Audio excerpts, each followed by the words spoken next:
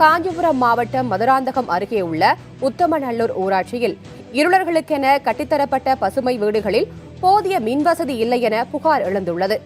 கடந்த 2012ஆம் ஆண்டு கட்டப்பட்ட இந்த வீடுகளில் சிமெண்ட் தரை அமைக்காமல் ஒப்பந்ததாரர் ஏமாற்றிவிட்டதாகவும் அங்கு வசிக்கும் இருளர்கள் கூறுகின்றனர்.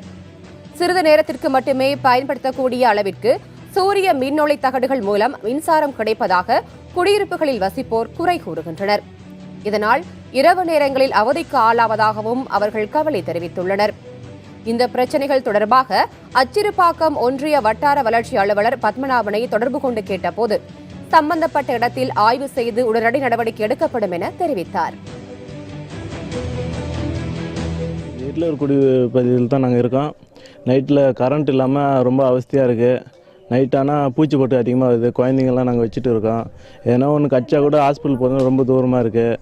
அதனால் இங்கே சீக்கிரமாக கரண்ட் மீட் சர்வீஸும் வரணுன்றோம். கரண்ட் வர வலிக்க மாட்டேருக்காங்க. அங்கே போய் கேட்டால் நாளைக்கு வா இன்றைக்கி வான்னு இஸ்க அடிச்சுன்னே இருக்காங்க. எங்கள் ஊரில் 24 வீடு கட்டினாங்க. 24 வீட்டில் முழுசாக முடிக்கல, தர வலிக்கல. மினி டேங்க் 2 டேங்க் கட்டினாங்க, அதுக்கும் சர்வீஸ் கொடுக்கல. குழா தண்ணி சரியாக வரமாட்டேங்குது.